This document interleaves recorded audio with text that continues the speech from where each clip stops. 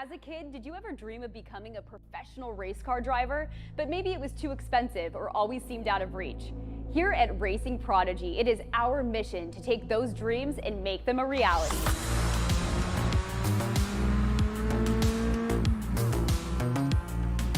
You too can be just like Jeff Gordon, Lewis Hamilton, Max Verstappen, some of the greatest drivers ever, and be a part of a world where real-life racing and motorsport opportunities are available to everyone. That world is now here. Here at Racing Prodigy, we provide real-world racing opportunities to those with grit and skill who may otherwise never be discovered. Thanks to esports competition, a new insight has been found. The skill set of virtual racing transfers to real race cars and tracks. Gamers and sim racers have proven that they can race real race cars against the professionals and win. It's now time for the world's first E2 Real Sports League, taking esports competitors to real-life racing competitions. Prodigy Racing League is here to offer aspiring real-world race car drivers the opportunity to compete across multiple gaming platforms to earn titles and coveted Prodigy passes. These golden tickets of motorsports allow you access to trips that are fully paid for you to train, learn, and even compete at Prodigy Week, our real-world racing academy held at Atlanta Motorsports Park in November. It is our goal and vision to draft the first class of racers from those who compete at Prodigy Week to fill the grid for our inaugural series to debut in 2024. We can only achieve our vision together, so join us today to test your skills, earn your spot at Prodigy Week, and enjoy the thrill of racing. Racing Prodigy, where dreams become a reality.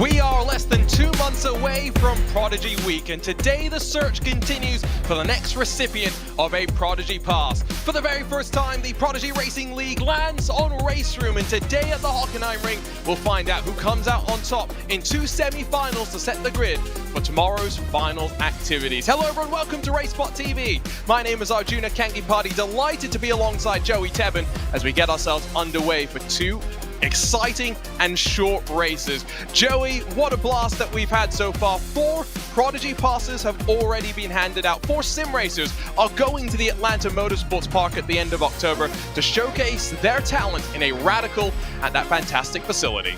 But 4 is not enough. We've got to get a couple more there. We've got to get a full field in here. We've already had Gustavo Ariel from the Toyota GR86 Cup. We had Lawrence Beertons from the karts, Kane Halliburton last week, or about a month ago actually, and David Dalton Jr. joining the fray, but we're going to crown one more here. Formula 4 machinery at the Hockenheim Ring here on Race Room.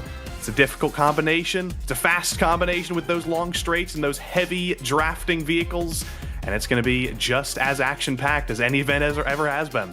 And of course, this is a platform that has seen so many drivers try to make that virtual to reality step, and so it's great to see the Prodigy Racing League land up here as well.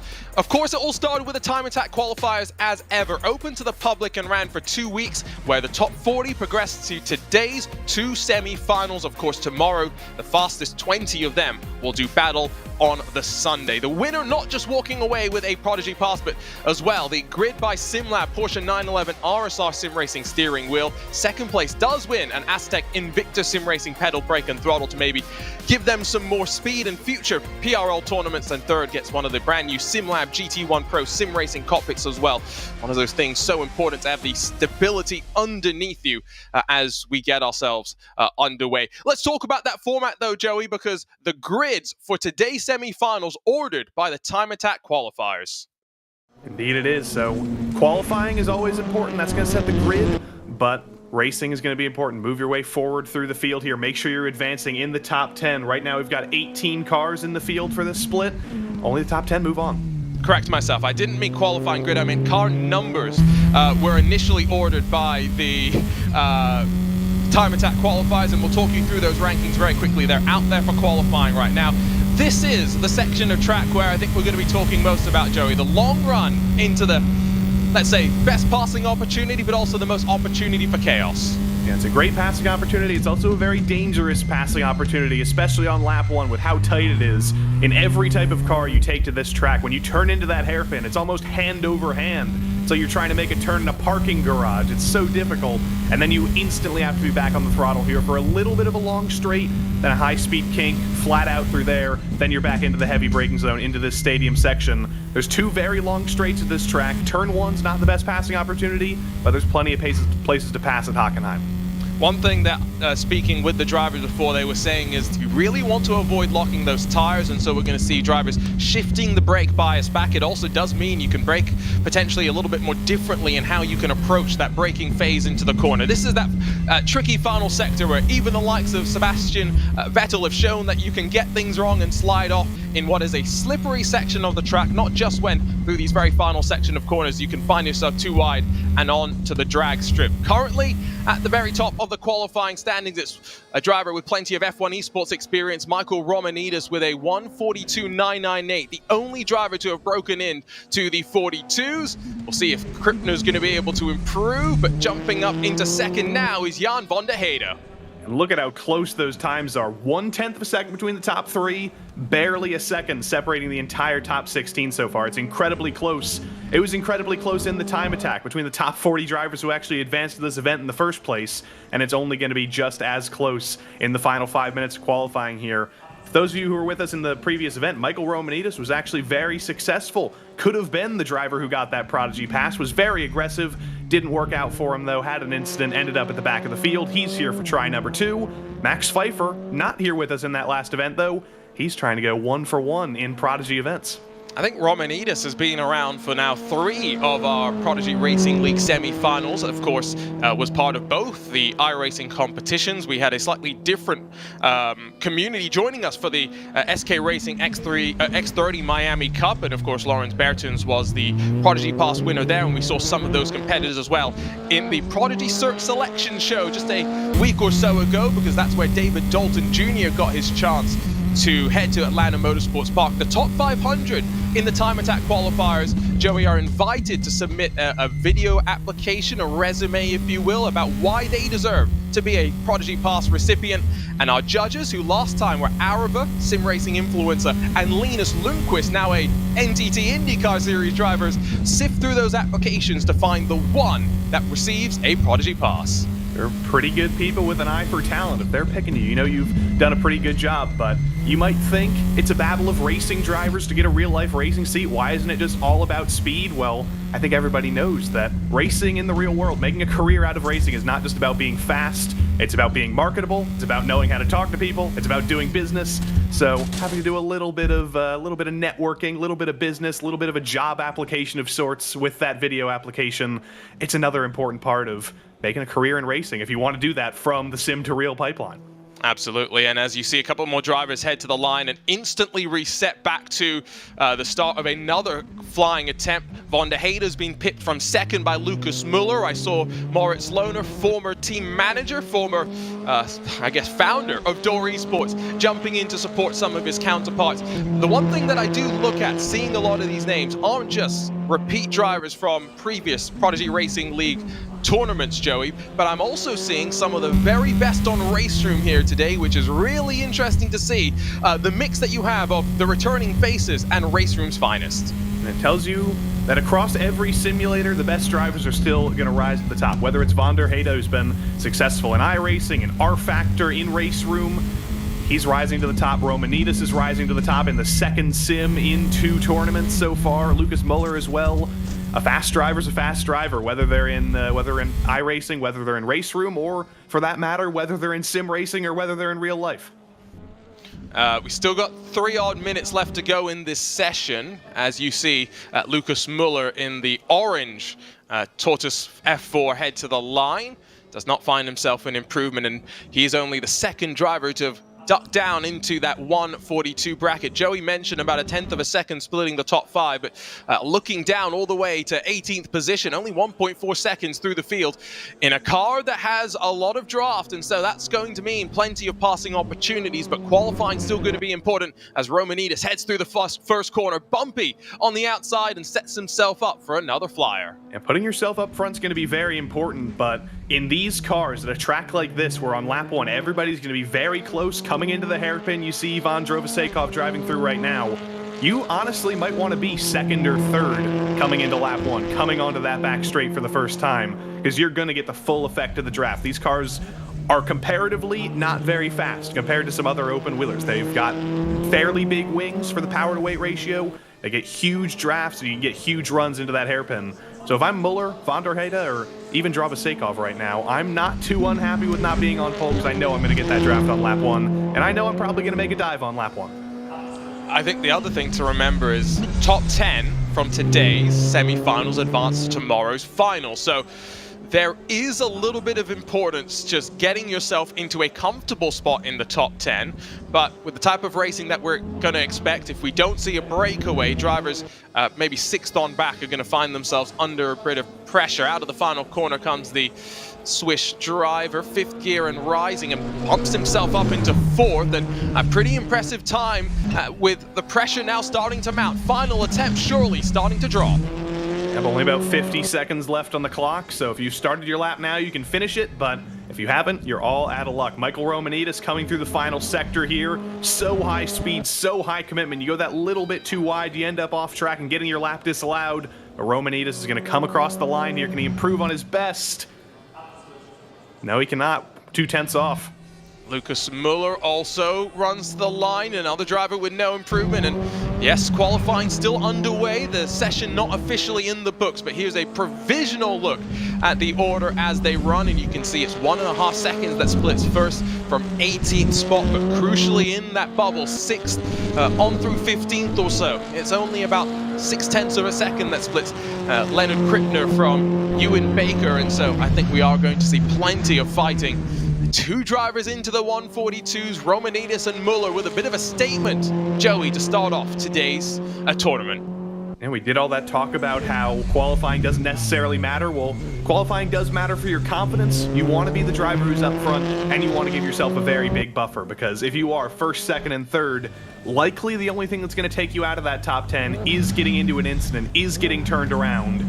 We got to start thinking about people like Matt Caruana down in 8th, though. Basically everybody from him down to 18th, they're on the bubble. That's where a huge, huge battle is going to be going on. Well, that is qualifying done and dusted, and Michael Romanitas has grabbed pole position, exactly what he would have wanted to do. Came into this tournament as the #1 seed, the fastest in those time attack qualifiers. They are seeded in odds and evens, so 1, 3, 5, 7, and continuing are in this first semi-final. 2, 4, 6, and continuing are in the second semi-final, and so that's now set our qualifying grid. Quick thanks before we continue to roll on to all of those that make this Prodigy Racing League possible, of course, starting with our great friends at SimLab and Grid Engineering, who help provide some of the physical hardware for the drivers who will be winning. Of course, today's winner, not just receiving a Prodigy pass, but that Grid by SimLab Porsche 911 RSR officially licensed steering wheel, and of course Aztec SimSport, who have provided so much in terms of their wheelbases, but also in our Prodigy selection committee, the Invicta quick release adapter to our third place finisher. So thank you to both of them for their support of this virtual to real pipeline. 30 seconds to go, Joey. How are you feeling? How are the drivers feeling right now? I mean, I'd say we're both feeling pretty equal right now. We're both feeling tense, we're both feeling nervous, and we're both feeling very, very excited to get this race underway. We've had all the time attacks, we've had all the practice, all the qualifying. Everybody does just want to get into racing because they're all racing drivers. They're not qualifying drivers, they're not practice drivers, they're not test drivers, they are racing drivers, and they want to race, and that's where the best action comes from. And I can't wait to see who moves into the top 10. I can't wait to see if we can get 18th to 10th for Michael Ferrans from the back of the field. There's so many possibilities, and I don't think we can even bother predicting because we don't know what's going to happen. Whether you're watching on RaceSpotTV on the Racing Prodigy YouTube channel, where you should jump and subscribe because that's where our Prodigy search selection shows get showcased, or on the Race Room channels, we are delighted to have you along for this latest tournament in the Prodigy Racing League. We're ready to hand out what will be an exciting 5th Prodigy pass, just 50 or so days away from landing at the Atlanta Motorsports Park for Prodigy Week to showcase what sim racers can do in the real world. As mentioned, Michael Romanidis is going to take us away at the very front of the field. I mean, Joey, the drivers sit there, standing start, ready to file in towards turn number 1. What are we going to need to do? Or what are the drivers going to need to do on the start of this race? They're going to need to keep it clean into turn 1. How many times in the past in races at Hockenheim have we seen people get overly aggressive into turn 1, send it in, make wheel-to-wheel contact, and somebody ends up going flipping into the asphalt runoff? It's all about patience. It's all about waiting for that backstretch. That's the best passing opportunity. The lights will build, and we are ready to go here on Race Room for the next tournament in the Prodigy Racing League. Formula 4s at Hockenheim are a go. Great drop from the front for Michael Romanidis, but instantly challenges for second as we funnel into the fast right-hander. Tidy start through the field, though, as we work our way into the first actual braking zone. Couple of cars will run their way wide, but Romanidis from Von der Hayden, Muller, Drovasekov, Mrak, and then Krippner dive onto the brakes for the very first time of asking. Very savvy, very smart from everybody. Clean through turn 1, clean through turn 2, clean through the fast left-hander at turn 3. And now this is where things get intense. Von der Hayden about 4 tenths behind Michael Romanidis. Is that going to be too far to actually go for a dive into the hairpin? I think it is. Didn't get the run out of turn 2 he needed. He's going to need to stay close with him and see if he can go for a shot the next time around. But from 4th on back, that's where the battle's going on. We're about to see a dive into the hairpin from Krippner on Mrak. And I think you've got to watch out inside of the cutoff line for the top 10. Swap back underneath for Krippner, who's able to swoop on through into 5th spot. Whitford's up to 8th as well. Pfeiffer's dropped a couple down to 9th, and they're really starting to cost each other some time. Cannot afford to lose the draft of those in front into the Mercedes-Benz arena. A couple of sends to the inside, and now trying to hold on. Mrak trying to get back up underneath of Whitford. This is exactly what 1 through 4 love to see from Romanidis to Drovasekov. They see 1.1 seconds back to Krippner, and even bigger of a gap back to all of these guys, to Caruana, to Whitford, to Mrak. Those top 4 want to be safe. They don't want to be fighting with these guys. They want to continue pulling away. And all these guys deeper in the field want to move their way forward. They're getting aggressive. It's a trade-off, though, when you lose that much time. And now Mrak, who started a little bit further ahead in the field, he's right on that bubble. He's only got a 2-position buffer. Remember, we started with a standing start, so maybe tires a little bit cooled down. Gerhard a little bit squirrely through the penultimate corner, loses ground to Nej in 11th spot. And of course, the cutoff line, 10 and above, advance to tomorrow's finals. 1 lap in the books in a 25-minute semi-final. Romanidis, Von der Hayden, Muller, and Drovasekov surely clear of those behind. The question is for Krippner, Caruana, are they going to be able to work together? For some of these drivers further back, how aggressive do they want to be in starting to dice their way on forward? Mihai Neg, very successful race room driver in his own right, very successful in the Romanian sim racing scene. We don't often talk about that, but it's very active, very popular. Season 1 champion, a rookie in his first season ever, so you know he's got a lot of skills. We do see the perspective of him in his room there. nicely painted. I like the yellow and blue, and I like the dive into the hairpin on Lofaro. A little bit of contact, though. It turns Pfeiffer around. Race Control's going to have a lovely view of that one. You can see the hands in the head there from a driver who knows a mistake was made. Pfeiffer's the one that bears the brunt of it and now drops to the very tail end of the field.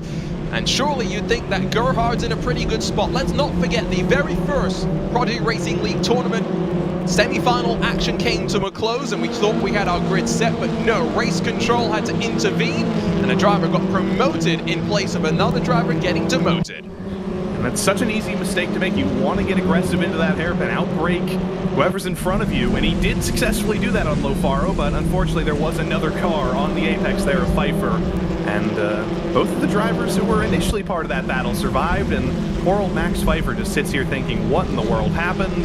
And I'm very unhappy right now, but he's got to stick with it. He's still only 7 spots out of the top 10. There could very well be more drama and more action that promotes him forward, and he's not giving up. He's still out there. Krippner is right now the driver that I think will give a bit of confidence to those in the bubble that they have not totally lost the trough. 1.5 off the back of the top 4 that continue to ride in line as they swoop their way once again through this long left-hander into the heavy braking zone that presents so many opportunities. You can also see on the left side some of the movers and shakers and just how some of the drivers have lost out. What do we know, Joey? If you're inside the top 4, you're comfortable. You're probably not going to make too many moves. Yeah, you're comfortable, but they're racing drivers. They like to make moves. They like to win races, and that's how you get some confidence in the final tomorrow. If you're second here, no, that's great. You're advancing. You're going to start in the top 4 on the grid, but you're still second. You're not putting the fear into the eyes of the driver in front of you. If you're Van der Heyde and you can pass Romanitas here, the steely focus of both of them on the left, on the right of your screen there, you can put a little bit more fear in them. You could be a bigger challenger tomorrow. Van der Heyde is not happy to fight for second right now. He is happy to wait for a little bit longer with 20 minutes left in the race. Maybe he'll wait until the last couple laps to actually go for a move. I've just noted as well on our timing screen that there are a couple of drivers, in fact almost half the field, that have popped up as invalid lap times on the last trip around, which I think likely means the extension of track limits, which at a track like this with a lot of tarmac runoff is something that is always bound to be a hot button talking point. Top 4 continue to see the 1.5 second margin to Caruana and Whitvet hold relatively steady. What we are not seeing right now is Lorenz in 12th, close on Gerhard in 11th. Let's not forget that we expect for Nej to be there to be some sort of race control intervention at the end of this race. Gerhard would therefore cycle up into a top 10 transfer spot, and therefore Lorenz is the one, the impetus to start to work on forward.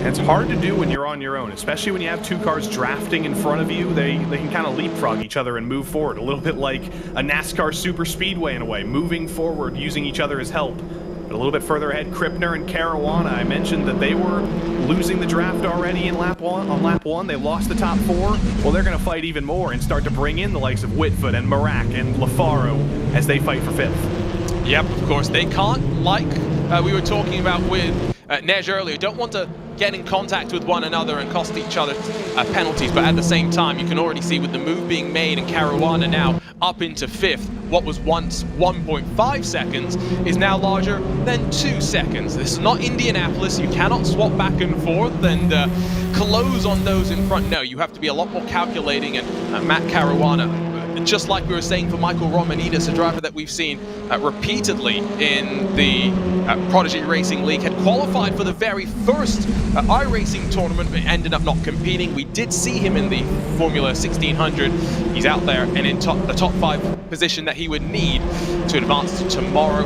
What did we learn though in the first 3 Prodigy Racing League tournaments, Joey, in terms of drivers just settling in the top 10? I feel like we learned a lot more from drivers who had to fight their way further back to work on forward. We learned 2 things. We learned that first and foremost, you can never give up. You can never think you're out of it, even if you are deeper in the field. You might not be able to pass your way into the top 10, but we've seen many, many incidents, many late race crashes that brought surprise people in. But Mihai Neg here knows he needs track position. If he's going to get a penalty, which he likely will from that dive that took out Max Pfeiffer, he's going to need to move a little bit further forward and maybe hope to put a pad that won't get him removed from the top 10. and just keep racing for as long as he can to hold on to some amount of hope. In towards that hairpin with what? Under 10 minutes burned in this race, and there's still 15 odd minutes to go. These cars can run about 30 minutes on fuel, so there is no such concern there. It's going to be side by side into the chicane and into the hairpin, deep under the brakes on the outside, and Lofaro is going to be able to hold the spot. And watch as Gerhard just sits there, doesn't force the issue, wants to make sure that there's no further drama as the gap in front builds. Just riding back, saying, you know what, you guys can keep doing this. I've seen you come together once today, and they do it again. Neg and Lofaro come together. Gerhard goes through. Lorenz goes through as well. Not quite yet, but he might. There might be damage on Neg. Lofaro, I don't know how thrilled they'll be about that.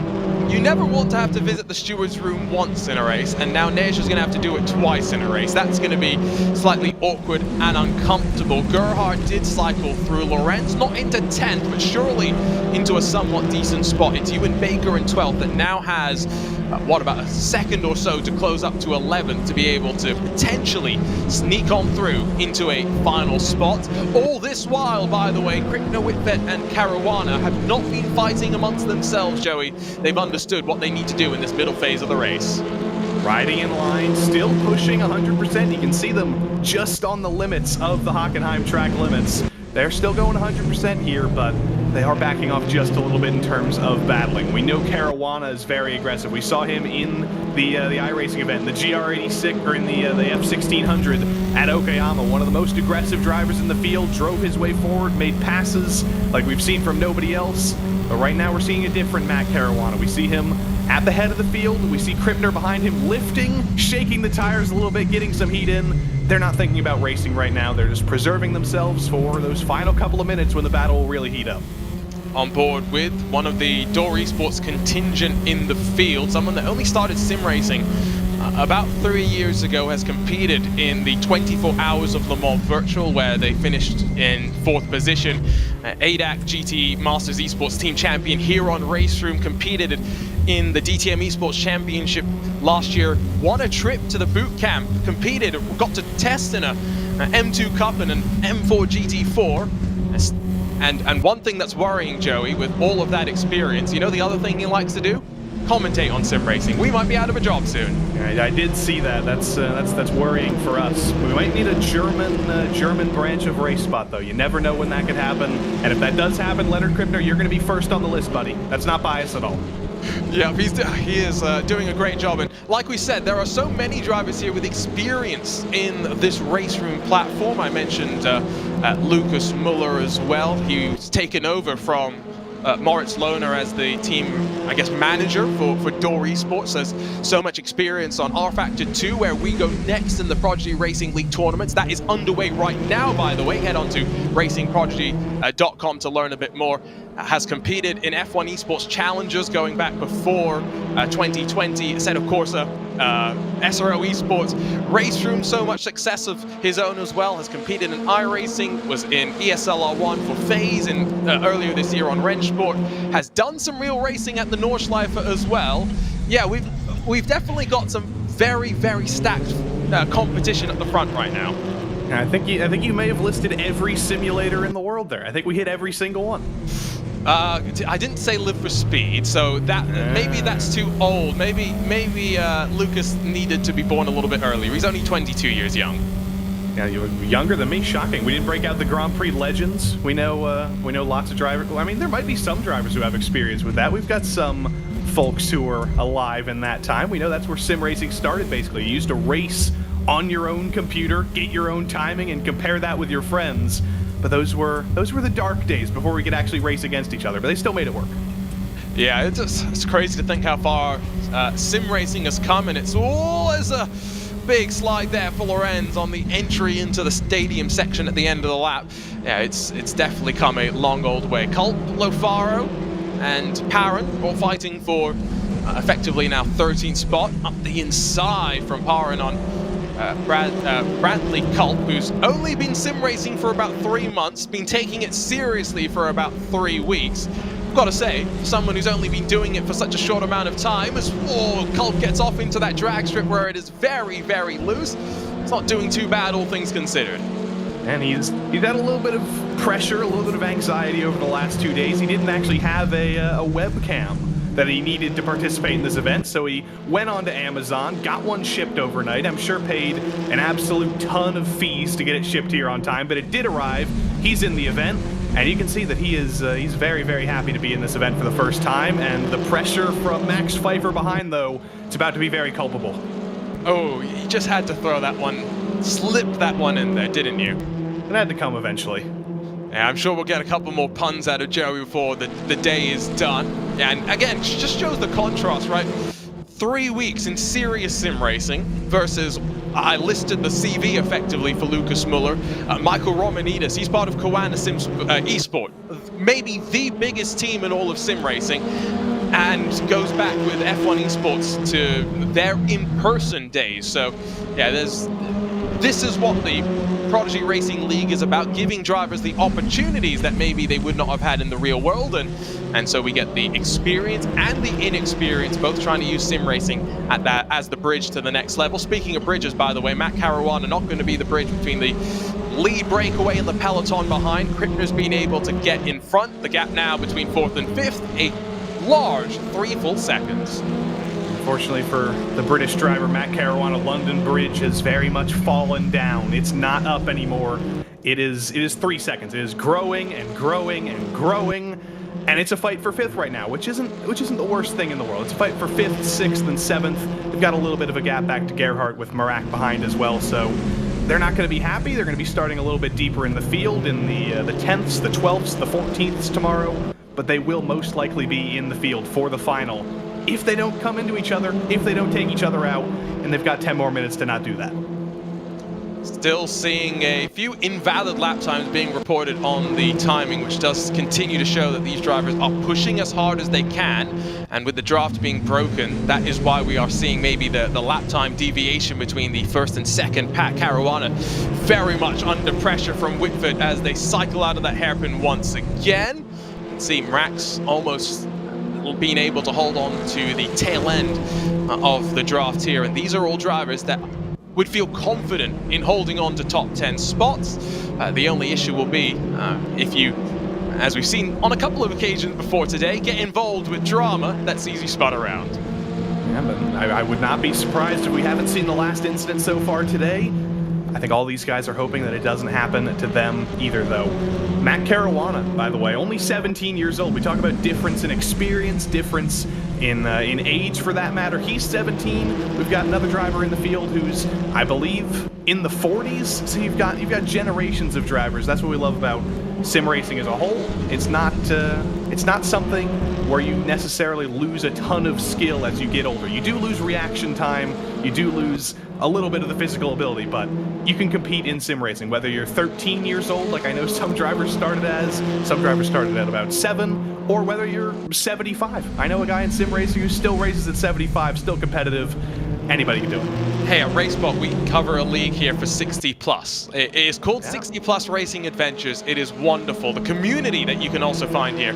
I will also just say, you're talking about the diversity in the field that we have. Going to the first of our Prodigy Search Selection shows. 20 drivers, of course, selected from the first 2 Prodigy Racing League tournaments.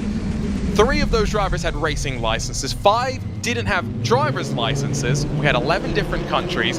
The youngest driver was 14 years old, Davidish Vishkayesh, and then the oldest, 46 years old. There was a big difference, and let's not forget, we have 2 more Prodigy Search Selection shows coming up. One for the previous iRacing tournament. The top 500 will be whittled down to 20, and then from this Race Room tournament, as well as from the next R-Factor tournament, both the top 500 get their chance as well. They'll be combined into the top 20 in effect, and 2 more Prodigy passes will be handed down from there.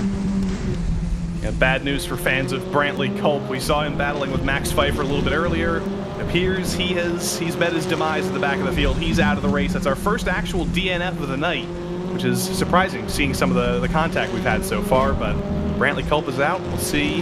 Hopefully, we'll see him in another event in the future. But hopefully, he enjoyed his first time, and it's just the start of many, many more events in the future for him. Could still have his chance in the Prodigy Search Selection show. We'll have to wait and see.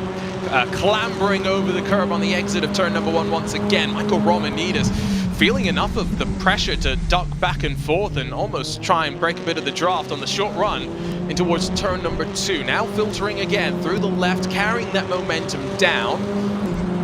I think these drivers recognize that there's no value in fighting too much here.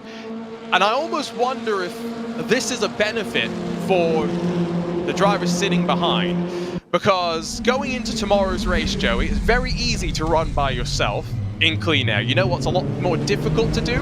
Run with plenty of dirty air. Exactly. They're doing a lot of studying, doing a lot of chasing, and we saw some big differences in the final of the previous tournament and the semifinals. We had some absolutely dominant winners who were basically untouchable in the semifinals at Okayama on iRacing. But then once they got into the finals, they actually had to battle with each other. It was a clash of the titans, and they clashed a little bit too hard. And the top drivers from the semifinals were not the top drivers in the finals. So we could see a very similar thing after this event, and we could see some of these guys who have been in fourth doing a lot of studying, doing a lot of being careful. They could be the ones who end up on top at the end of it all.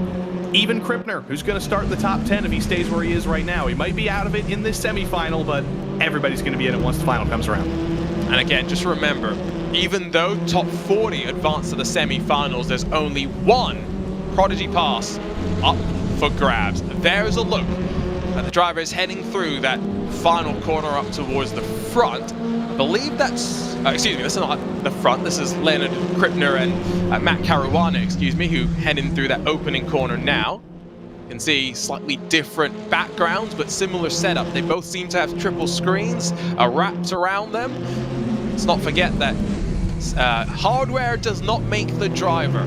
Talent can make up for a lack of hardware, but as my sim rig behind me proves as it gathers dust, Joey, lack of talent cannot make up for all the hardware in the world.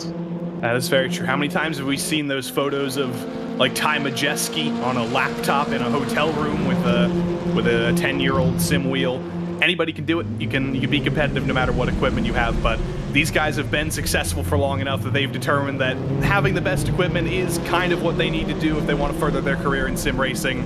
But you see the sigh from Matt Caruana there as they go through the hairpin. He wanted to make that move around the outside, but that's an almost impossible move. You have to be so much further ahead to go around the outside of the hairpin at Hockenheim, and he is getting a little bit frustrated because he knows he has to wait basically a whole nother lap to get another chance. Caruana, I'm not sure how much experience Caruana has on platforms outside of iRacing.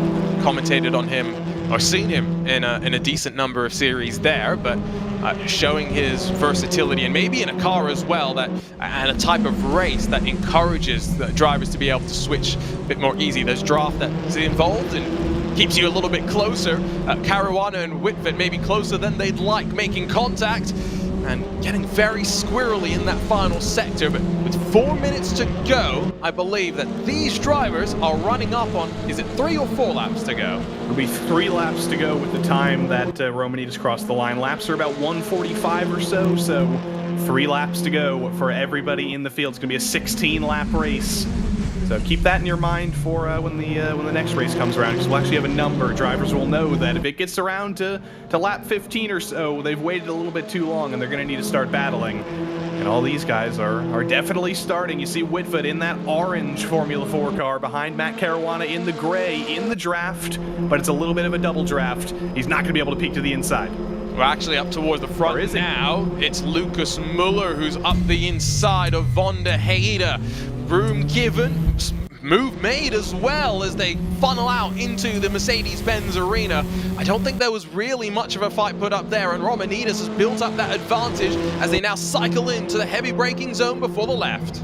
This is what Romanidis wants to see, the battle behind, but that was Muller making the move on Von der Heide, and they're still arguing as they go into this middle sector. It's switchbacks, it's left and then right. You're on the inside one corner, you're on the outside for another, and look at Drovasekov in fourth. He was behind this battle by about a second, just barely holding on to the draft, and suddenly one side-by-side moment, and he's back in it for the podium, back in it for potentially a top 5 start in the final tomorrow.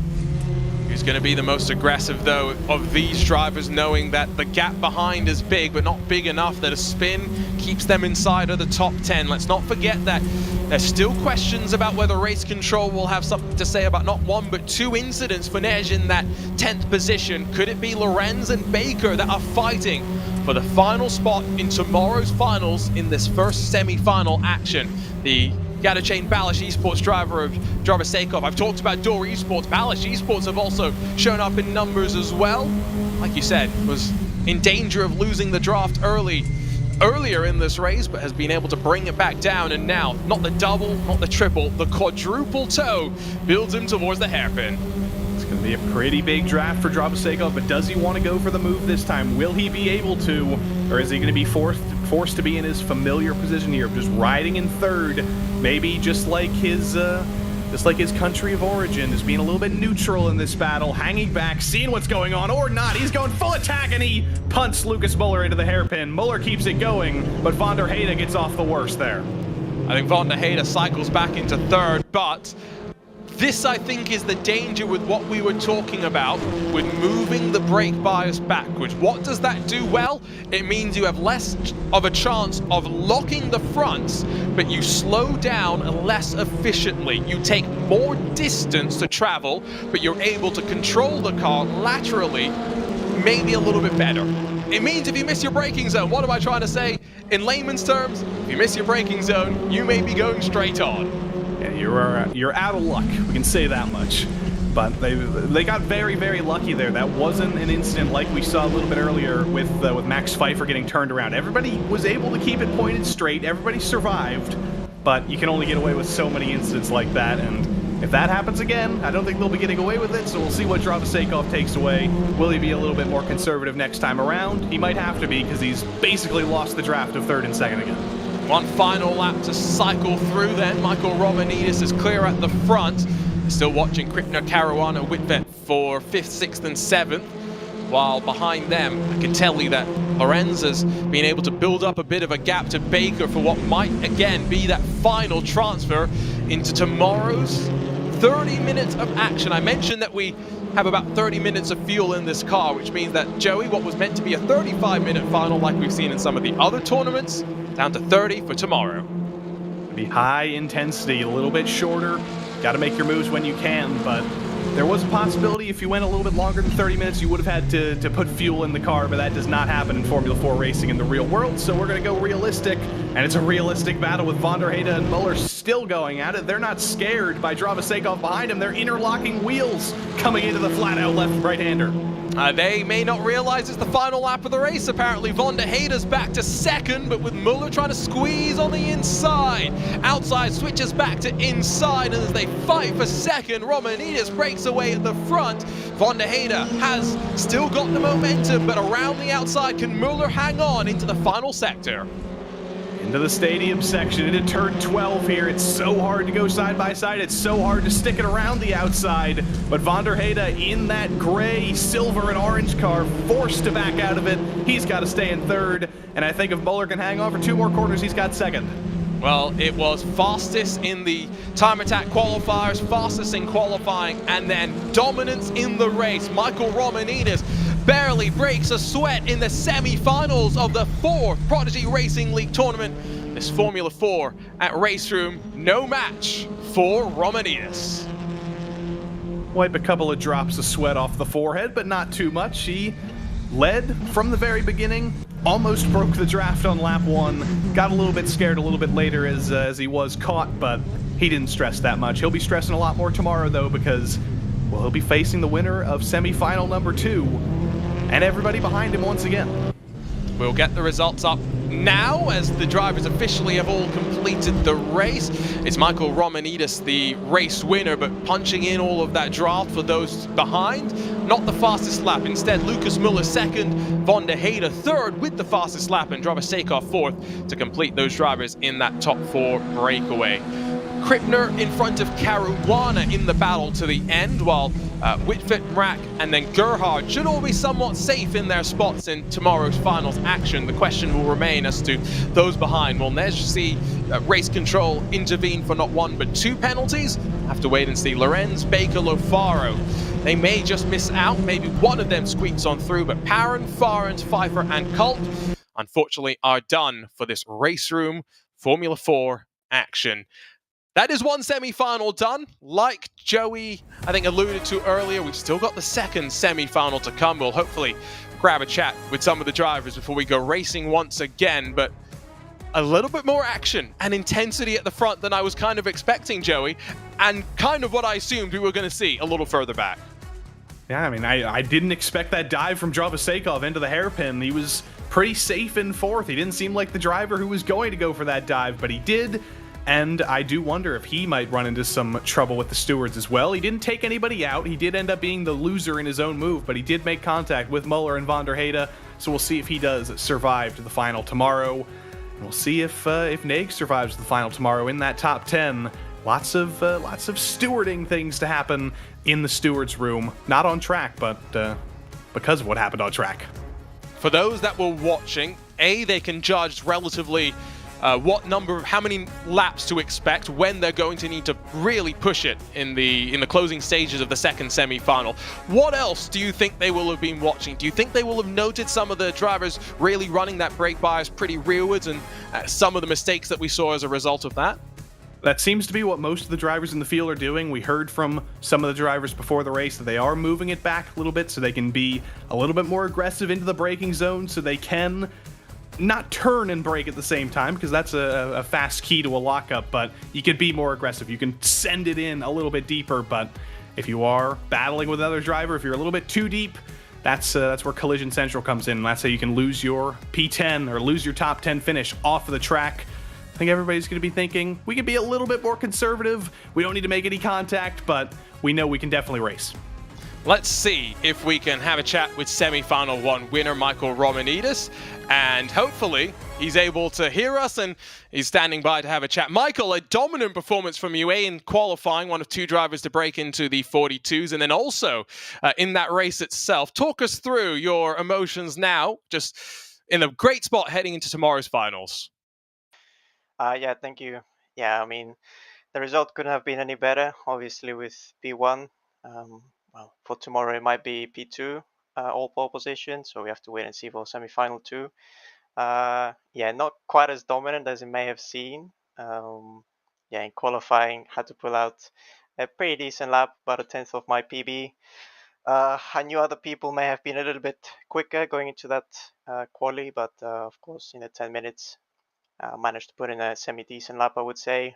And then in the race, probably proved a little bit crucial, as even though with the slipstream, I think Jan didn't want to go for a move really into any opportunities, which he had pretty much every lap into the hairpin. And then every half chance I saw to break the slipstream, I tried to take it, as you may have seen with all the weaving. But yeah, in the end, I think with a couple of moves towards the end of the race, maybe they saw that P2 would be the maximum for them. So yeah, I think I saw a couple of interesting moves into the hairpin towards the end, which yeah, ultimately made my last two laps, I think, a little bit more pleasant. You've, of course, been a part of the first two iRacing Prodigy Racing League tournaments. What have you kind of learned from those experiences? What have you carried forward into this tournament on Race Room? Not too much, to be honest. A lot of it is brand new for me because this game I'm not really familiar with. So that's the biggest weakness, I would say. In terms of pure speed, I think I can be there on any game, but yeah, it's some details on every game that are a little bit different, especially with the quali procedures, the race procedures, and whatnot. The racing in general is a little bit different. And yeah, I would say that was not the best race for me, but it was thankfully enough. And yeah, let's see tomorrow. As you said, maybe third time's the charm, but tried a couple of times now. Let's see if it works out tomorrow. Well, if that wasn't your best, I can't wait to see what we can expect from you tomorrow, Michael. Congratulations on a almost flawless semi-final. We'll see you tomorrow for the final. Thank you. Always great to talk to Michael Romanidis from that Coanda Esports outfit. Joey, the drivers in that second semi-final are getting ready to roll for qualifying. A little bit worrying if Michael Romanidis says that A, that was maybe not as easy as it seemed, but B, that was also not him at his best. Yeah, that's terrifying, but I think we're gonna have some terrifying drivers in this field as well. Some dominance, and remember, you said the splits were made by the sort of a zipper effect. The top 40 were split number one went in split number one, second place went in split number two, then third, fourth, blah blah blah, so on. So we've got some of the top drivers in this split as well. Similar split of talent, and they're gonna all blend together in that final. But we've got to find those 10 drivers who are going to advance, and once again, I can't predict who it's going to be. We didn't see the top 10 drivers in speed go forward because of incidents. Anything could happen, and it could get even crazier. What we did see is, while there were some incidents and slight shuffling, 1, 2, 3 positions in either direction, we didn't see the big swings like we did see in our previous iRacing tournament, where some drivers were able to start towards the back and cycle up into a final spot. I feel like the car, the braking balance that we're talking about so much, the way this track is playing out into a race, it's not that easy to work your way on forward. No, it's a little bit of a step up from the last event. We were kind of a level below on the racing ladder previously. It was the F1600 at Okayama, a short track, long straights. It was a little bit like a road course pack race mixed with a go-kart race, and this is one step forward. We're on the Formula 1 ladder with Formula 4. We're at a Grade 1 track at Hockenheim. It's a little bit more of a normal race, so to speak, where it is much more difficult to move forward, but you never know what could happen. If you have a bad qualifying, we have one of the best drivers with a bad qualifying at the back of the field, we could very well see a great drive forward. Just a reminder, if you're not watching us on the Racing Prodigy YouTube, head over there, subscribe. We've got 2 of the Prodigy Search Selection shows coming up, as Racing Prodigy, aligned with the sim racing community, is trying to build a pipeline to give those who maybe do not have the opportunities but are deserving of those opportunities step up. We are 51 days away from landing at the Atlanta Motorsports Park for the start of Prodigy Week, and today the 5th driver is going to be confirmed to be heading out there. As mentioned, qualifying 2 underway. I'm just looking at some of the times right now. You've got the likes of Marco Pajic, Alessandro Ottaviani that are rolling, but that's on the other side of a quick break. Don't go anywhere. We'll be back with semi-final number 2. What should you expect at Prodigy Week?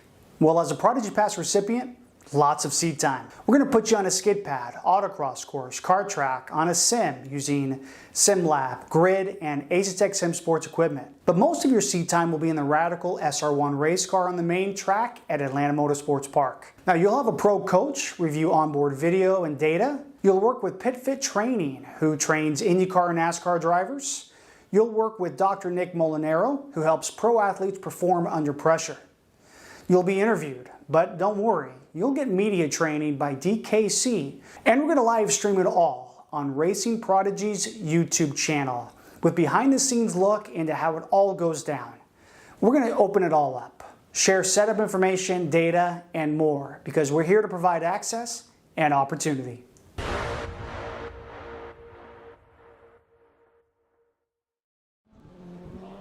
And that's a preview of what waits for the drivers that win a Prodigy Pass, that land at the Atlanta Motorsports Park. And of course, there are big plans into 2024, a second Prodigy Week. If that's the goal, is to have a second Prodigy Week with hopefully a Prodigy draft to select 50 racers from the Prodigy Week Parts 1 and 2 to head into a real-world racing series. These are the big goals of the Prodigy Racing League, and of course, the sim racing community is coming along for the ride. Pajic currently on top in qualifying, which is almost halfway through already. We ride around Hockenheim and cycle through turn number 1. The Mercedes-AMG Petronas esports driver looks calm and focused, but that's every esports driver. Pretty much, and before this event, we got information about every single driver. We got sort of their bios, we got their past. And Marco Pajic essentially has a book. He's like Elvis Costello. He wrote the book for us. And it all starts in the early days of sim racing. Remember I mentioned Grand Prix Legends before multiplayer sim racing even really existed. Well, this guy was on Grand Prix 3 on a PC, on a keyboard, just like me with F1 2013, and then slowly moved up from R Factor 1 to R Factor 2 to F1 Esports to ESL R1 to RenSport to Race Room here as well. It's been a full journey of sim racing. You can only imagine what kind of stories this guy has, and you can only imagine how many different physics models he's had to adapt to over the past 20 years. He's a lovely person as well, just to chat with. I can tell you that myself, having had the pleasure of meeting him. Has competed in so many big series. I was talking about Muller earlier, and all the different platforms. You can basically do that with Marco as well, who's competed in, again, the Virtual Le Mans 24 Hours with so much success as well. ADAC GT Masters, to touch on Race Room for a second, that's where he used his speed, but not his equipment. He was when he was racing on a T300, a wobbly wheel stand, a single screen on a desk, where he was able to show some of his real potential, and Marco currently doing that in qualifying as well. Currently faster than what we saw in the first of the qualifying session, although having said that, we again have two drivers that have broken into the 142s. Just for the record, I also compete in sim racing with a very wobbly wheel stand and a 24-inch single screen on my desk, so I'll be waiting for my call from Toto Wolff. Yeah, we'll put you into a test against Marco and Jarno Ottmeier, and we'll see how you fare. How about that? Only 3 seconds off the pace. Here's Alessandro Ottaviani, the Veloce Esports driver, another driver, FIA, WTCR Esports, ADAC GT Masters, so much on this platform that we've seen him do, and he's able to find some time, but not going to get in front of Marco Pejic.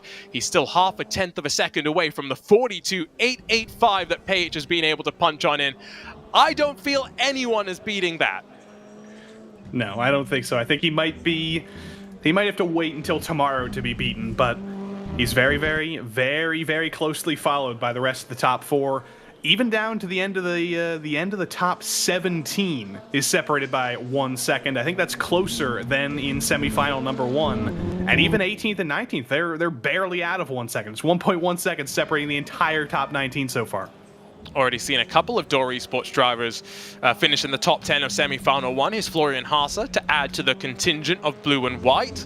A quarter of a second or so off, 5th behind the likes of Mosen, Rosen, and Ottaviani. Here's Adam Pinches, who has competed in the Arnage pink and white colors on occasion in the past. He's about half a second off, and once again, you just see just how bouncy the outside of turn number 1 truly is. I want to touch on one driver who we saw in the Prodigy Search Selection Show, Connor Fisk, someone that, Joey, I know stood out to you in the driver bios that was submitted, someone that did DoorDash during their first year of college to pay for their sim rig, took that the next level the year after that, was a mechanic for their local race team to pay for their karting. Someone that will do whatever they need to go racing. And that's DoorDash in Utah, where they've got a couple of cities. You're gonna be driving miles and miles on the highway to be doing DoorDash in Utah. You're gonna be suffering through the desert. So he's done a lot to get here. So even if he doesn't make the top 10, we still owe all of our respects to Connor Fisk, and I hope everybody who ordered Red Robin and Dairy Queen from him gave him some very, very large tips for the pain he had to endure. Joey is no longer welcome in the state of Utah. Here's Yuval Rosen, who shows that, again, you can have a wheel mounted on a desk with a monitor maybe slightly further away than what you'd have if you're on a sim ring, and you can be quick. He's only a tenth and a half currently off of Marco Pejic, and cycling through that final sector, he's trying to just bring as much speed out of the car as possible, but I think ran a bit wide and invalidated the lap time. I think there may have been a slight issue there. He's not very happy with what happened there, and I think that will be qualifying coming to an end in about 30 seconds. An understandable driver at the top with Marco Pejic, but I see some of the drivers down at the bottom of the field who I think are definitely going to be moving forward. Gutsy in 13th place right now. Look for him in the top 10, and lots of progress to be made forward. 1.1 seconds for 18 cars. That's insane. It is going to be another wild one. We did see breakaways, let's not forget, in that first race, but they did not come immediately. It did take a bit of time. As that qualifying session officially is now in the books, Unfortunately for Yuval Rosen, what happened there was technical issues. We'll see if he's going to be able to get that sorted in time to be able to join the field. But it is going to be Marco Pajic and then Alessandro Ottaviani on the front row. That is an experienced grid of esports drivers. Then Richard Marin, Alex Mosin, Florian Haase, Adam Pinches, Ivan Fornes, Kilian Gietz, and then Alexander Gronwald and Connor Fisk round out your top 10. There's Rosen, who I think is still trying to figure out what's going on. Can he get it fixed in time? Setting up a mobile hotspot. Doesn't look too thrilled right now, that's for sure. It looks like he's got his phone out to set up a mobile hotspot because it was a technical issue with his internet, I believe. So maybe he's going all out, or he's just chatting in Discord to tell people what's happening. But he's going all out. He wants to be here.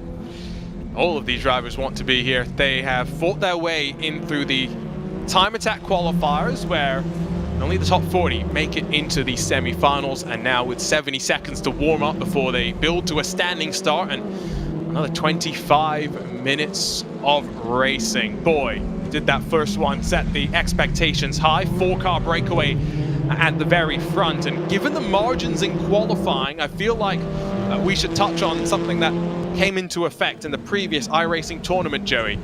The position you finish in the race determines what row you start in the finals.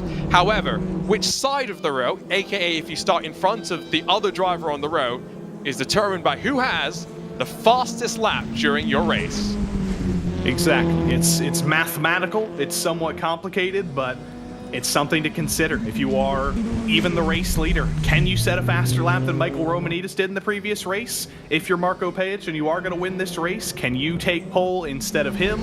You do want that extra position because it's not like a rolling start where you are side by side directly. It doesn't necessarily matter that much if you're on the inside or the outside. These are staggered grid slots. It's the same grid you see in every standing start at Hockenheim from F1 on down. There's about 100 feet differentiating whether you're on the inside or the outside coming into turn 1. And we saw in the last race that starting in second seemed to be a bit of a disadvantage on the dirtier side of the track potentially. And so again, just run you down through the starting grid as the drivers get ready to get themselves on the formation, focused up towards the lights. It's going to be Pajic from Ottaviani on the front row, Richard Marin, Alex Mosin, Florian Haase, Adam Pinches, Ivan Fornes, Kilian Gietz, Alexander Grunwald, Connor Fisk. That's the top 10. Those are the drivers that we believe should be in a relatively comfortable position. Daniel Parvan, Julian Fox, Leonard Goetze, Roland Bozo, Max Nares, Istvan Tietz, Nathan Saxon, and Farouk Udoe. And there are the drivers. We get a great look at them in their rigs and getting focused up. Different emotions, a thumbs up from some. Joey, they're ready to go. They're all ready to go, and they know what time it is. It's Hock o'clock right about now. It's Hocken time. And they're preparing in all their own special ways. Some in VR, some with headsets, some using the generic Apple headphones like I am as well. It's Hock o'clock. Let's do it. Semi-final 1 saw Michael Romanidis dominate. What do we have with 25 more minutes thrown up onto the board and the green flag in the air for semi-final 2 of this Prodigy Racing League Formula 4 tournament on Race Room. Great start once again inside of the top 3, but 3 wide for 4th. One driver runs out wide, but safely we cycle through. Marin, Haase, and Pinches. That's the order for 3rd, 4th, and 5th. Onto the brakes for the first time of asking. Still 3 wide, this time for 5th position.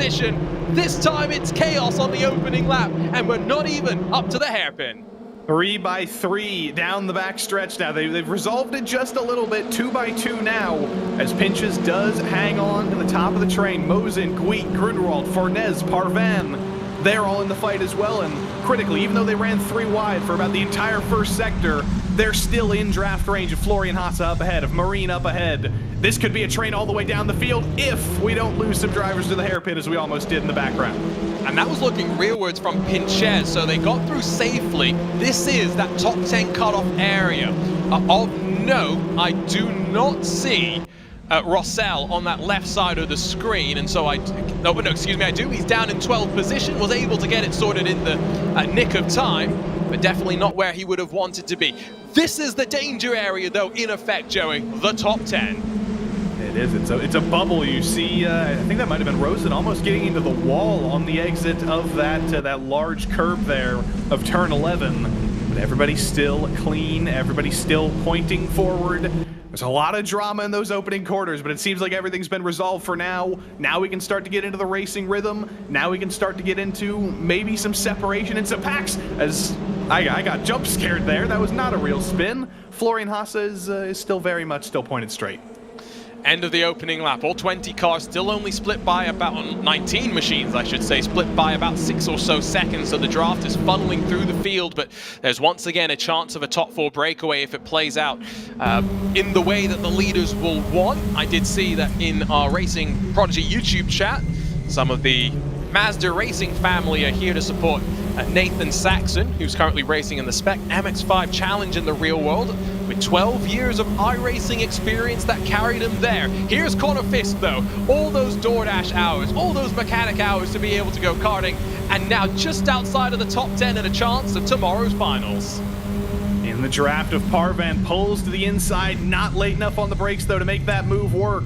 Gonna stay in P11 for the moment. Parvan's a little bit wide, little bit of contact made, and he's actually gonna make the move as Parvan goes around.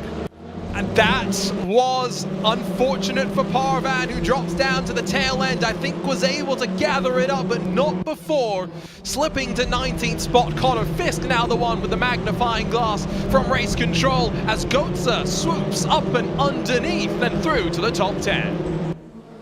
Pair of orange cars doing battle. Fisk backs out, and then you do see Rosen in that white car right behind. Could the fall of Fisk be even further? Could he have some damage from that contact with Parvan that turned him around? It didn't seem like especially large contact, but you make one incident, they start to stack up very quickly. And see them pushing the limits of the track on the exit of that very slippery final sector. Now out of the final corner with still Pejic, Ottaviani and Marin Haase split by only 1.2 seconds, and now 1.7 or so back to 5th position. It's starting to seem a little bit like deja vu up towards the front in terms of what we are seeing here. The thing now, if you're Connor Fisk, is you can't let what has happened dent your confidence too much, because Race Control will have their say. You just have to finish as best as you can.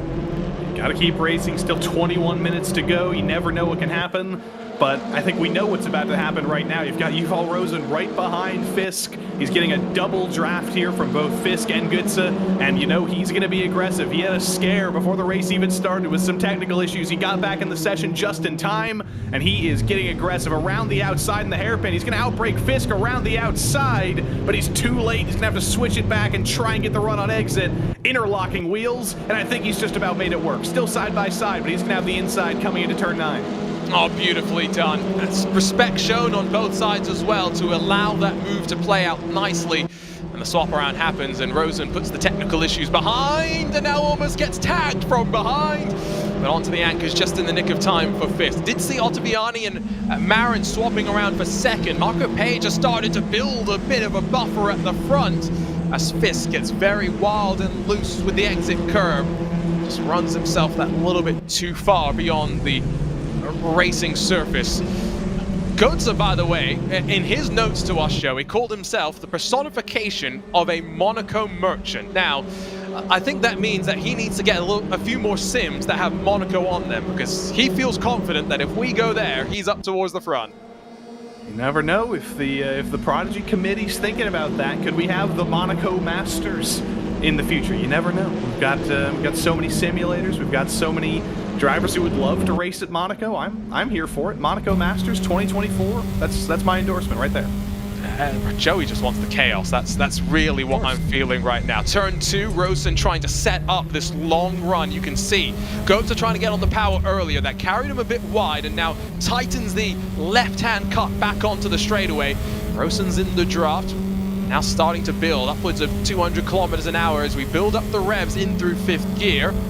Still only at 5,500 RPM. It's not like these are screaming beasts of engines. Rosen gonna back out of this one now. As you see, a little bit more squirrely up in front. They are starting to trip over one another. Grunwald, Pinches, and Greach in the middle of all this as they head up towards the 2nd sector. They're starting to lose track of those in front. It's getting crazy, but that is Pinches at the head of the train, Guit behind in that gray and teal car, and then Grunwald third in line. Hard to differentiate some cars sometimes, but these are very, very easy to line up next to each other. Pinches in the head of the train. He's good. He survived. He survived the middle sector. That was intense stuff. He's good for a couple more corners until we get onto the front stretch again. Another look at some of those webcams, and interesting to see some of the distractions behind the sim racers. We got some LED disco themed things going on there. Does seem a little bit dark though, so clearly some drivers who like to have a little bit of darkness when they go racing find the environment that works for them. As we head to the line to complete the fourth lap of racing, fifth lap underway for Marco Pajic at the front. The gap is now half a second between him and Ottaviani. I think those top four are now all a little bit more separated out than anything that we saw from the top four in semi-final one. There's been some nice stratification up front. That's going to be good news for all those drivers. It might not be good news for their enjoyment right now. They're probably pretty frustrated that they're not able to move forward, but if they can all stay safe and maybe not make contact like we saw in the previous race in the top four, they should be all good. But it's kicking off again here a little bit further back. Guit, Grunwald still going at it into the hairpin. Killian on the inside later on the brakes, though. He's able to hang on, but more coming in. That's Fornes. He's going to join a fifth car in this battle now. I think we saw also a bit of a half send from Rosen on Götze once again, so they are starting to dice a bit more, and they're in danger of each losing track of the groups in front. For Rosen, Götze and Fisk, they are 2 seconds back from this train that we're watching right now. You can see visibly just a short blast, and there's 3 distinct battle packs that we have right now. Fornes tucked in behind. Take a look at the Spaniard who's doing the classic sim racer lean. He is. It adds a couple of extra tenths if you pretend. You never know. And he's got the wood wall behind him as well. He's combining technology and the rustic background. He's straight out of a home economics magazine. Put him in Better Homes and Gardens for that. But he's looking forward. He's moved forward, and he's kind of the surprise addition to this battle. I wouldn't be surprised to see him up in P6 before too long. He is chasing down Grunwald and Guit, and even Pinches if he can get by these guys. Yeah, so many manufacturers now have, supported esports programs and tournaments. Fornes has been competing in the Lamborghini Esports Real Race competition, where he was a finalist on Assetto Corsa Competizione, so was apparently not far, had a chance to be pretty close to being a charging bull. We'll see how much of the bull he'll break out tomorrow in the finals. Don't think we'll see the elbows out too aggressively for these drivers so much. Although, having said that, Grunwald swaps back underneath, doesn't dive deep under the brakes, but releases them just enough to slip on past the fellow Formula Ford. But now the fight back off the corner, they continue to fight to lose each other more time. Yeah, Adam Pinches is running away right now. He's going to be fighting for 5th before too long. But these guys still side by side here into turn 8. It's very, very tight through there, but Grunwald makes it work around the outside. He does get clear of Guit. He's up ahead into P7 right now, but I think we might see Killian in the draft again as he peeked to the inside of turn 11. No, he doesn't. He's got to stay behind.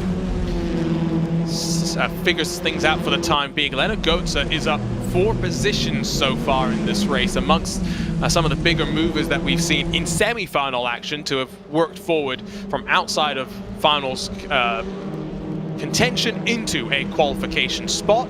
There's still 15 odd minutes to go, and these drivers are going to be caught, you'd think, by the 3 behind that just continue to get closer and closer. Heading off to the line once again. I feel like the fact that we have a 30-minute race rather than 35 minutes, Joey, means, like you said, in the gap between the 2 semi-finals, shorter race, less time to make moves, but it also means less unknown, because tires maybe aren't such a consideration in this Formula 4 as Rosen tries to build up to get past Götze, but they are going to have 5 more minutes to have to run rather than 10. Makes it a little bit easier. They're going to be going a little bit longer, though. You're going to be wearing the tires a little bit more. You're going to be feeling the pressure a little bit more, even though it is just a sprint race of 30 minutes. So you might not be adding the full 10 minutes, but you do still have to add a little bit of extra time to keep that focus, stay in the zone. Rosen's in the zone, into the hairpin. Little bit of a lockup on the inside, but doesn't matter too much. A little bit of a hip check to Goodsey on the outside, but Rosen's in shape right now. He's got the inside of the flat out turn 7, but it's not over. Goodsey's going to be on the inside into the stadium section. He's got a great view to the fans of the Sen from the inside to hold on to the position. Connor Fisk not going to try and get back underneath Rosen through this little battle. All that's done is drag them a couple more tenths off the 3 that they were chasing down. It's great to be able to see this sort of fighting right now, but with, of course, Connor Fisk already in race control's eye, Rosen will maybe not be too concerned from behind. It'll be full focus in front. Another half look to the inside, and pressure fell. Goetze runs wide. Door left open. Rosen up into the top 10. Whoa, little bit of contact through the final sector. This is not a place you want to go side by side, but Rosen and Goetze are making it work. And Goetze does get that position back against all odds. Well done, well fought back. And Rosen's got deja vu now. He's got to do the same thing over again, likely on the back straight. You can just see how squirrely, how uncomfortable it must be in those cars as they hit the floor, hit the curb, running out wide out through turn number 1. Once again, trying to just tuck tight out of turn 2. This time, Rosen not getting as good a run. He's not as close onto the back of Goetze as he was a lap ago, but once again with the draft, Fisk even closer as well. It's going to be a slingshot to the inside. We saw a big pinch under braking from Rosen last time, and Goetze's not going to give him the chance. He'll pinch, and a little bit deeper into the braking zone. We'll try and hold the outside. I think there may have been a little bit of contact further ahead as well. Mosen has fallen down the order with Florian Haase. I think they may have gotten into each other as Goetze and Rosen have resolved things here for just a moment. It's not going to be a long moment. Things are starting to break up in the top 5. Yeah, I think you're right. And Mosen, Marin have been joined by Haase and Pinches in what could now be a rather interesting fight for the 3rd, 4th, 5th, and 6th rows in tomorrow's starting grid for the finals. Let's not forget the finishing position today in a semi-final dictates which row you will start on tomorrow's racing. 12 minutes though left to run at the front. This is that little gaggle that we were mentioning. Ottaviani and Pajic have just now 1 and 2 to squabble amongst themselves, but it's 4 for 3rd on back. You have to wonder, is there a little bit of damage, whether it's to the Pride, whether it's to the cars for Mosen and Haase? Could they maybe continue to fall? Could this just be the start of maybe even falling out of the top 10 for drivers who seemed absolutely destined to be starting in the top 10 on the grid? They've got 10 more minutes to resolve that, but this battle still refuses to be resolved. I don't think it'll ever be resolved. I think we're going to see these guys side by side for probably the next 10 minutes, because every single lap, it's Rosen gets by, Goetze gets back by, and Connor Fisk is just along for the ride as we get the perfect on board to watch what's about to happen for the 3rd lap in a row. Yeah, Connor Fisk is operating as our camera operator for today's action as we look forward at those in front. Rosen still very much on the wheel to the inside, trying to get alongside. Definitely some contact between the two. Goetze swoops back to the outside, trying to open up the entry into the corner, but Rosen tries to run him out of room, out of the hairpin once again. It's a drag race. Rosen's got a bit more momentum, and a car slow in front. The 81, I believe, trying to get out of the way. Some heavy damage. I think that's a lapped car, though. So no, it's Grunwald. That's Grunwald from the top 10. Heavy suspension damage. He's out.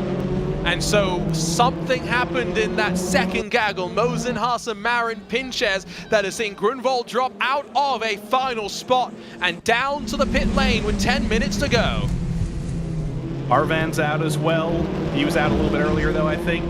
And that's bad luck. We didn't see many actual DNFs in semifinal number 1. We saw some contact, we saw some incidents, but we didn't see much in terms of race-ending damage. So that must have been a very, very big incident to take Grunwald out of things.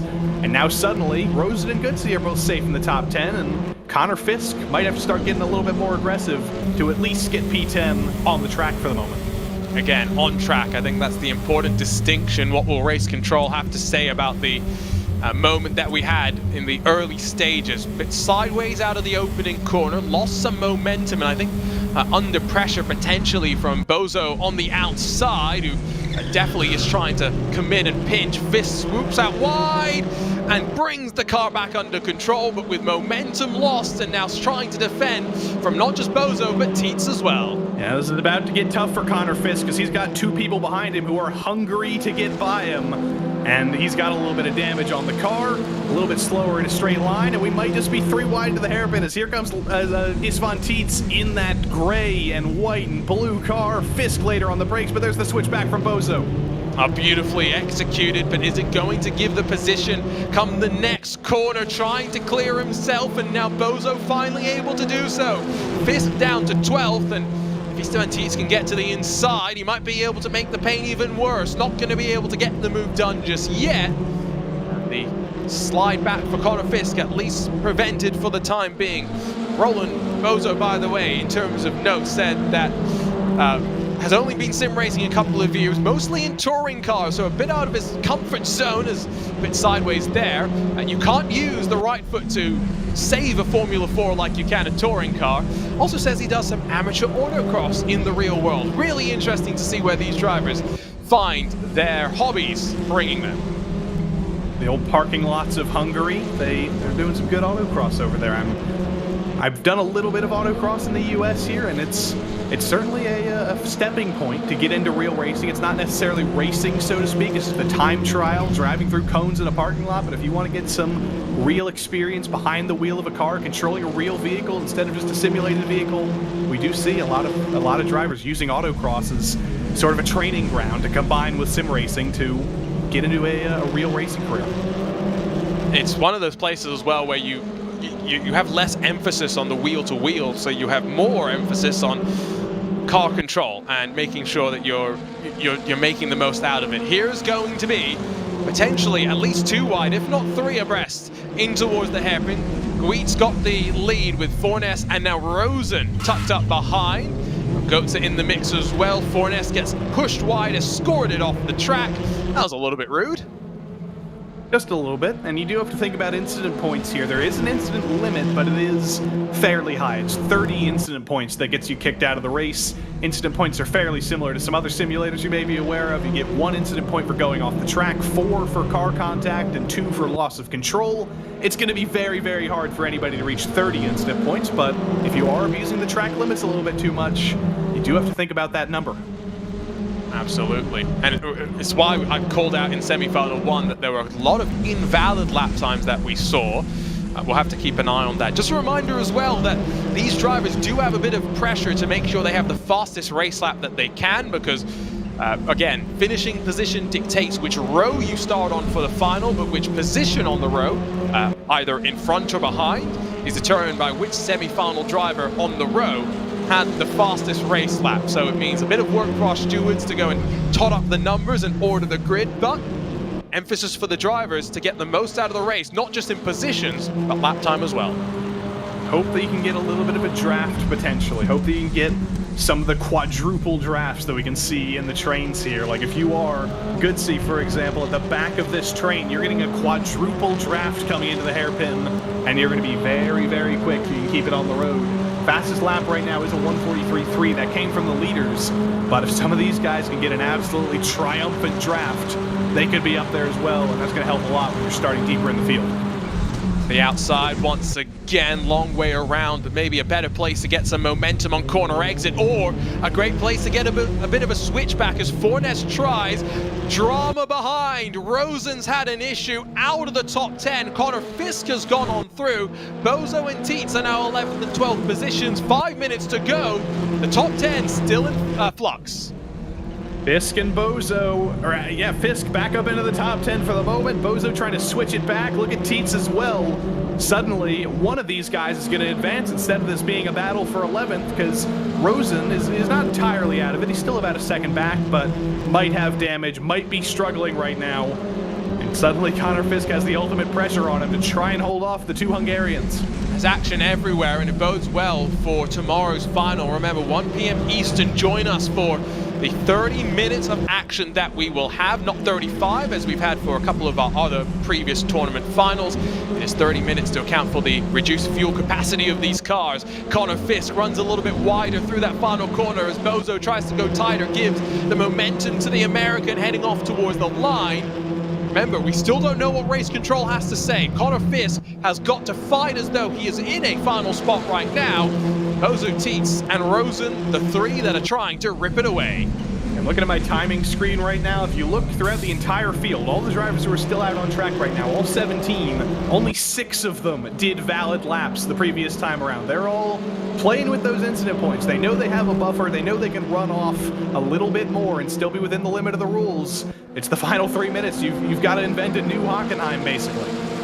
You can see Haase and Pinches swapping around constantly for third, but the focus must be here, just outside of the top 10, where Bozo's still working. Oh. Here comes Tatuus up the inside, swoops past Bozo after the contact, and now 6 positions gained. Can Tatuus get that 1 extra spot and slide into the finals? And there's 2 drivers who we haven't really talked about in the battle now. Nathan Saxon, the Mazda Master, and Fox as well. They're all in this. It's a 5-car battle for 1 spot. It's a 6-car battle for 1 spot. Connor Fisk does hold on there, but there was a ton of contact behind. That tells you how aggressive all these guys are going to be as we take 2 laps to go at the line. There is no holds barred right now. It is everything on the line. No prizes today either. It is just about getting into the final, giving yourself a chance to be able to fight for the Prodigy Pass, that the winner will receive a trip to the Atlanta Motorsports Park to showcase their talent in the real world, not just behind the wheel of the car, but they'll be tested in terms of their fitness, their mental capacity, and all those things that the racing drivers need. Tatuus makes a little bit of a mistake, slides wide, drops to 12th spot in front of Nathan Saxon for the time being, but it's now once again Rosen that's on the offense with the top 10 in his sights. It's going to become very, very hard for these guys now as they spent a lot of time battling for 11th and 12th and 13th through that final sector. They didn't spend a lot of time battling for 10th. Connor Fisk is pulling away. He's got a buffer that's basically the entirety of the draft range back to Rosen. Rosen's not going to be close enough to go for a dive into the hairpin. He's going to have to wait for the final sector and hope that he can get 1 more shot in the final corners. We're going to get 2 laps to go, including the one that we are on. Marco Page and Ottaviani still 1 and 2, not forcing each other, just running the lap times that they need to do to be starting inside the front 2 rows in tomorrow's action. Into the hairpin, inside of the top 10. No switch arounds this time by. It's all about the build, all about the setup for that very final lap, where you ideally don't want to be the car at the very front of the order. You want to be the car maybe 2nd or 3rd in line. The car getting the slingshot into the braking zones. That's what you would want, but if you are Connor Fisk, you're happy right now. You've got a little bit of a buffer. You've still got 0.5 of a second now, 0.6 of a second now as they exit onto this short straight parallel with the drag strip. Rosen's not closing up enough. He needs to get closer. He needs a fantastic run through the 3rd sector here. Maybe be within about 0.4 of Connor Fisk if he really wants a shot into the hairpin on the final lap here. 1 final lap for them to go after the technical issue for Yuval Rosen, able to put it behind him as 1 more lap. 1 more trip around Hockenheim to try and get on merit into the top 10.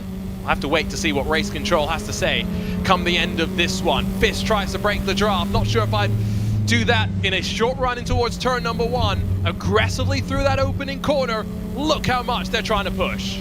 They've scraped the entire floor off of these cars with the amount of sparks we're seeing, but Rosen is close enough. He has closed that gap down through the 3rd sector, and he's going to have a fantastic chance here. Even with that little bobble, he's going to have the full effect of the draft here, down the back straight, and he is going to go for a dive into the hairpin. I can guarantee you that much, no matter how far back he is. Whether it's the inside or the outside, Rosen's about to throw it all at Connor Fisk.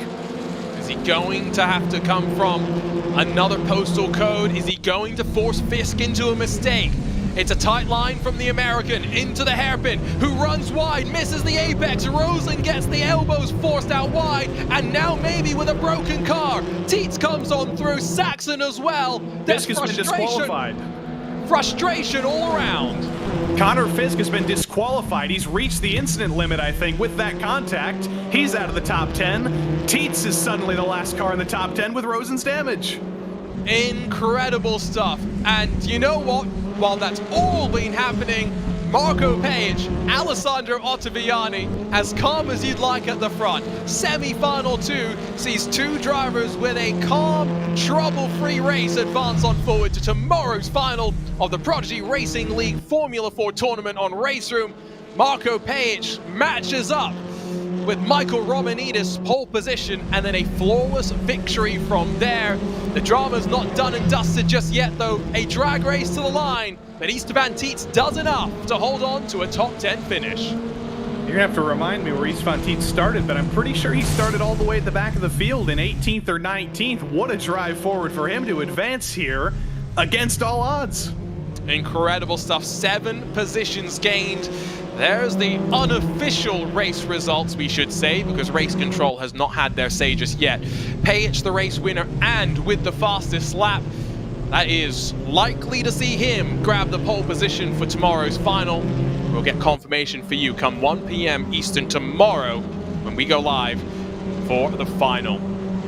Ottaviani, Haase, Pinches, Mosin, Marin, Fornes, Guit, Goetze, and then Tietz, the top 10. They should all have done enough to be in tomorrow's fight, to be a part of the battle for a Prodigy pass. We'll hopefully grab a word with Marco Page in a few moments' time, but Joey, another 2 semi-finals done. We've got our breaths, we've got our voices, fortunately, but if that second semi-final was anything to go by, boy, is tomorrow going to be something. You can speak for yourself, Arjuna. I've already lost my voice. But it's going to be incredible tomorrow because it's a similar dynamic to what we saw in the previous event. It's a dominant driver in semifinal 1 who wins the race. It's a dominant winner in semifinal number 2. And now suddenly, it's dominance versus dominance. It's a clash of the titans. Somebody's got to be the best of the best of the best. And that is where drama happens. And that's where we'll more than likely see a lot of drivers who weren't necessarily fighting for the win tonight suddenly feeling more of the pressure, getting more aggressive, and they're going to be in the battle for the win as well. It's anybody's chance in the top 20. Well, I tell you what, Marco Page has had a pretty busy week, I'm sure, preparing for another round of ESL R1 the past couple of days, and now today making sure he was ready to go for the semi-final action. Let's chat with semi-final 2 winner and see if we can learn a little bit more about what happened up there towards the front. Marco, congratulations on semi-final 2 victory. We were watching a lot of fighting further back in the field. It looked a lot calmer for you up towards the front. Yeah. I wouldn't say calm, because Ottaviani was pushing me all the way. He really made me sweat, so I really needed to work for it. But yeah, it was just about enough. We were always trading lap times, it was always in my slipstream, so it was tough. But yeah, I managed to get the win. I just mentioned for the viewers that you had some ESL R1 competition in the past couple of days that you've been preparing hard for as well. For those that maybe are not so into the world of sim racing or maybe new to our world, talk to them about the challenges of preparing for 2 competitions at a high level on 2 very different sims and 2 very different cars.